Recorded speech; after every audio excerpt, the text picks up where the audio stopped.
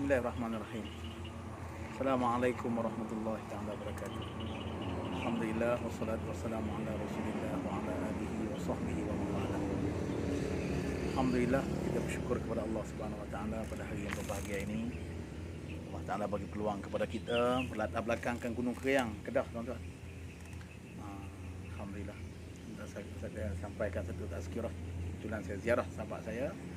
Jadi kita ambil peluang ini untuk sampaikan sedikit tazkirah.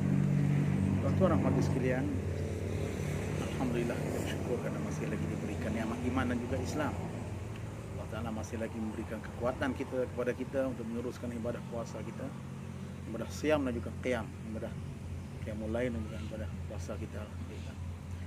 Tuan-tuan rahmati sekalian, sedekah kita, apakah peranan kita sebagai seorang hamba Allah? Apakah peranan kita sebagai seorang makhluk yang diciptakan oleh Allah Subhanahu wa taala?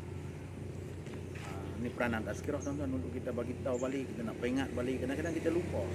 Tindak tanduk kita, ucapan kita, pemikiran kita, amal buat kita, kerja buat kita, seolah-olah kita lupa bahawa kita ni adalah seorang hamba Allah Subhanahu wa taala.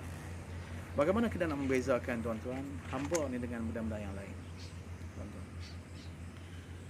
saya ingat dalam tahun 1996, 1997 begitulah. Lebih kurang 20 tahun yang lampau. 20 tahun lebih lah, tuan-tuan. Saya belajar tentang perkara ini. Kita ni hamba, kita bukan warga negara. Kalau kita warga negara Allah, macam kita duduk di Malaysia ni, kita warga negara Malaysia. Kalau kita tak setuju duduk di Malaysia ni, mungkin kerana cabaran COVID, kerana suasana politik, suasana budaya kita yang tak sesuai dengan kita, ataupun kita berasa nak berhijrah, kita boleh migrate kepada negara lain. Kita boleh pergi negara lain, kita boleh pindah ke negara lain. Kita boleh jadi warga negara yang apply jadi warga negara lain. Begitu juga orang yang duduk dalam negara lain. Dia boleh apply, boleh masuk jadi duduk di Malaysia, minta masuk di Malaysia macam Malaysia as second home, Malaysia sebagai rumah kedua. Kan ada program yang dilancarkan dulu di Malaysia di tiap tahun 2012. Maksudnya ada orang lain berpeluang untuk berada di sini, ataupun kita berpeluang untuk berada di negara lain atas sebab-sebab yang kita sendirilah. Ini, tuan-tuan, kita bukan warga negara Allah, kita hamba Allah. Mana boleh kita kedua nak duduk dalam negara lain ataupun dalam bumi yang lain? Tak boleh, sebab kita ni duduk dalam bumi Allah. Sebab kita hamba. Kita juga bukan pekerja. Contohlah musim COVID ni kita kerja dengan satu syarikat, dengan satu company, tapi disebabkan oleh cabaran COVID ni, company tersebut dia tak mampu nak bayar kita, tak mampu nak entertain kita, suasana kerja dah berubah, new normal, orang kata new normal, tuan-tuan. New normal. Jadi berdepan dengan satu norma baru, suasana baru, bi'ah baru, environment baru. Jadi kita tak mampu nak catch up. Maka kita cuba untuk cari syarikat yang baru. Ya, kita ada kemungkinan dengan kepakaran kita, dengan ilmu kita, dengan sijil kita, mungkin kita boleh apply syarikat-syarikat lain. Adakah begitu kalau kita sebagai seorang hamba? Tak boleh, tuan-tuan. Kita tak boleh, sebab kita ni adalah hamba Allah. Tak boleh kita nak cari syarikat lain, tak setuju dengan satu syarikat Jepun yang kita kerja, kena cari syarikat Cina pula, tak boleh. Begitu juga kalau kita ni, bukan kita ni sebagai seorang pembantu rumah. Kita bukan membantu rumah Allah Subhanahu wa taala. Yang mana kalau tidak suka dengan majikan ni, kita boleh cari majikan yang baru. Tak boleh. Jadi oleh kerana itulah, kita sebagai seorang hamba Allah, nak tak nak, kita mesti duduk dalam bumi Allah dan kita mesti taat dan juga patuh kepada perintah Allah Subhanahu wa taala. Sebab itulah firman Allah Subhanahu wa taala, "Wa ma khalaqtul jinna wal insa illa liya'budun." Tidak aku jadikan jin dan juga manusia, melainkan akhirnya dia akan menghambakan diri atau mengabdikan diri kepada aku.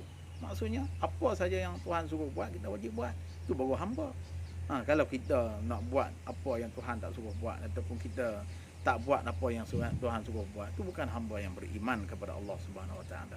Jadi kita dah terang dah sebelum ni, dalam tazkirah sebelum ini, orang yang beriman itu, apabila kita sebut dalam Quran, wahai orang-orang yang beriman, ya ayyuhallazina amanu, kita baca sahaja kalimah ataupun ayat yang ada wahai orang-orang yang beriman, maka Allah Subhanahu wa taala hanya memilih daripada kalangan hamba-hambanya yang ramai, makhluknya yang ramai itu yang beriman saja, yang sanggup untuk berpuasa, yang sanggup untuk melaksanakan perintah-perintah yang berat, yang sanggup untuk meninggalkan larangan-larangan yang berat.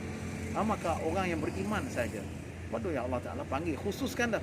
Hanya orang-orang yang beriman dia tak panggil ya ayuhan nas. Tapi wahai orang-orang yang beriman, ya ayyuhallazina amanu. Maksud wahai orang-orang yang beriman ini, wahai orang-orang yang beriman ini maksudnya ialah hanya orang-orang yang beriman saja sanggup untuk memikul tugas dan juga tanggungjawab yang berat juga besar itu. Begitulah juga bagi orang-orang yang beriman, hamba sebagai seorang hamba, aku tidak jadikan jin dan juga manusia, akhirnya mereka akan mengabdikan diri kepada aku. Jadi orang yang beriman tahu makna mengabdikan diri kepada Allah, memperhambakan diri kepada Allah. Jadi orang yang tak beriman, mereka hidup seolah-olah mereka tidak ada Allah.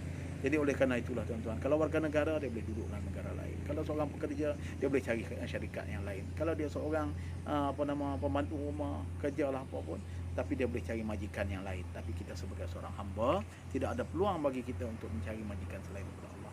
Sebab itulah Allah sebab hadis kursi Allah Subhanahu wa taala berfirman, qala Rasulullah sallallahu alaihi wasallam, "Malam yarda al-qadar wa lam yashkur li ni'mai wa lam yasbir ala balai falyaqub rabban siwai wal yakhruj min tahti adini samai."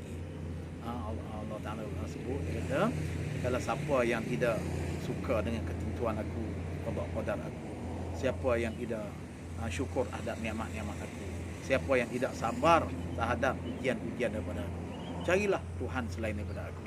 Keluarlah daripada naungan, di bawah naungan langit aku. Nak cari di mana tuan-tuan? Memang kita tak mampu. Jadi sekadar itulah tazkirah ringkas kita pada petang yang berbahagia ini, hari yang ke-14 ini. Mudah-mudahan Allah Ta'ala turunkan dan anugerahkan kepada kita rahmatnya yang sangat luas itu. Allahu a'lam. Wassalamualaikum warahmatullahi ta'ala